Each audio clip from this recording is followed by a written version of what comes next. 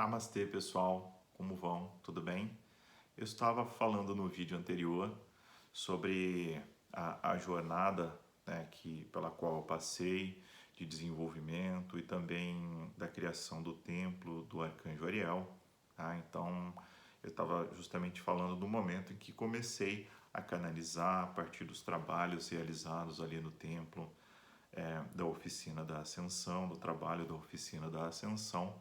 E a partir daí, as coisas elas vão surgindo e vão se complementando, né? Então, cada vez que você pega um livro e começa a estudar, você começa a trazer mais conhecimentos, e quando você lê de novo, você vê sobre uma ótica, sobre uma perspectiva diferente, porque naquele momento você já é uma pessoa diferente e tudo mais, né? Então, nesse meio tempo vieram as iniciações, né? A iniciação da chama violeta, depois com o arcanjo Ariel, ele convidou a todos os participantes ali a fazer uma iniciação com o quarto raio branco, com a chama branca da pureza, da perfeição, a chama da ressurreição e da vida. Então nós fomos iniciados no quarto raio branco cristal. Posteriormente, a gente foi iniciado também no quinto raio verde da cura, ciência, concentração e assim por diante, né? Então, vários estudos e cursos, seminários e tudo mais para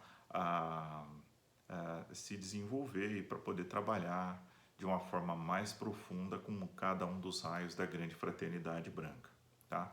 Então, num determinado momento, tá, eu comecei a receber informações do Arcanjo Ariel sobre um trabalho, esse trabalho de divulgação dos ensinamentos da fraternidade branca. Então, o Arcanjo Ariel, ele é um nosso padrinho, né? Ele é o grande orientador e ele nos ajuda muito na divulgação de trabalhos, nas iniciações e em todo o processo. Então, a gente fez inúmeras iniciações da chama branca sobre a orientação e cuidados do próprio Arcanjo Ariel. Tá? Então, eu não inicio ninguém, né? As iniciações elas são canalizadas, né? A gente recebe o processo, elas são conduzidas pelo Arcanjo Ariel, pelos mestres ascensos, e a gente ali é só um canal, uma ponte, um facilitador para que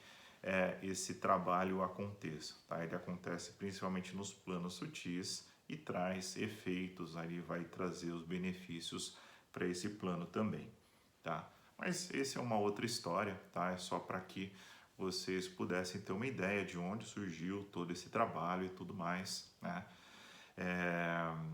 Boa parte desse trabalho aconteceu de forma presencial, né? Depois, com a pandemia, a gente levou esse trabalho para a internet também, para atividades online, encontros, estudos de livros e tudo mais. Então, hoje a gente está fazendo um estudo online dos livros da trilogia de livros do mestre Saint Germain, que são esses livros aqui. Vou mostrar para vocês, tá? Esses livros são muito queridos, tem muito conhecimento neles, tá? Então, é o livro de ouro de Saint Germain, seguido do Eu Sou a Presença Mágica e também Mistérios Desvelados, tá? Tem muito conhecimento, toda a base conhecimento sobre a chama violeta, sobre o uso da divina presença Eu Sou, você encontra nesses livros aqui. São livros muito valiosos, livros de conhecimento muito importante, tá? Recomendo que vocês estudem, se vocês quiserem se aprofundar nos conhecimentos do Eu Sou, tá? Tem muita coisa para falar sobre isso, então eu não vou me aprofundar, né, nesses temas. Eu queria contar essa história para vocês, tá? Passar por todas essas etapas, tá? E nós chegamos aqui nesse ponto, tá? Nesse ponto em que nós estamos, ocorrem esses estudos online, meditações. Então a gente mensalmente tem meditações de ascensão e também algumas meditações com a chama violeta, né? O uso da chama violeta, ele é extremamente importante, a gente deve diariamente trabalhar com ela. Vão ter alguns vídeos nos próximos dias explicando com detalhes como usar a chama violeta, né? Você não precisa ficar com medo, não vai se queimar, não vai causar nenhum tipo de mal, não tem contraindicação, não vai afetar os seus valores, a sua forma, as coisas que você acredita, vai potencializar as coisas boas que já existem na tua vida e vai fazer com que as coisas ruins elas percam força, né? Desarmonia, tristeza, sofrimento, padrões de hostilidade, dor e tudo mais vão deixar de ter força na sua vida, tá? Vão te ajudar a crescer como o espírito, como o ser divino que você é, tá? Então, acho que essa foi bem um apanhado aí da nossa história. Eu queria que vocês também conhecessem um pouco sobre o arcanjo Ariel, né? E é uma figura bem curiosa de se entender, né?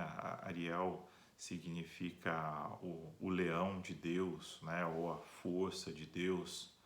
E ele aparece,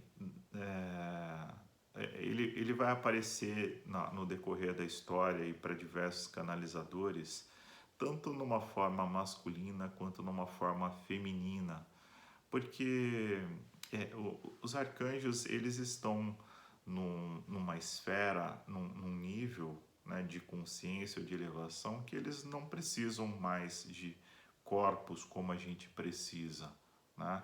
Eles estão em níveis tão elevados que eles funcionam mais ou menos como uma rede neural, né? Como uma frequência, com uma energia que você se sintoniza, você se conecta com esse ser.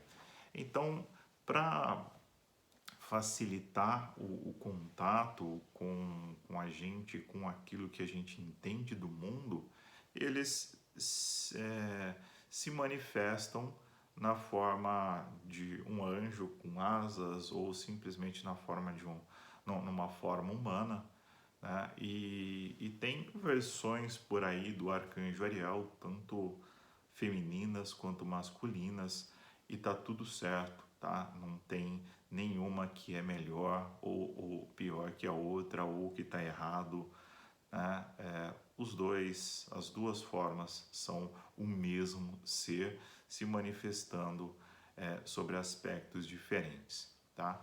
E isso vai um pouco mais além, tá? Tem algumas canalizações do arcanjo Ariel em que ele se manifesta como um ser chamado Elohim, cuja função é cuidar dos seres da natureza, cuidar dos elementos, dos reinos elementais da natureza. Então, uma das funções deste ser, Elohim, é ser o responsável pela manutenção dos reinos da natureza. Então, é ele que vai cuidar e proteger dos animais, das matas, das florestas, do planeta como um todo, tá?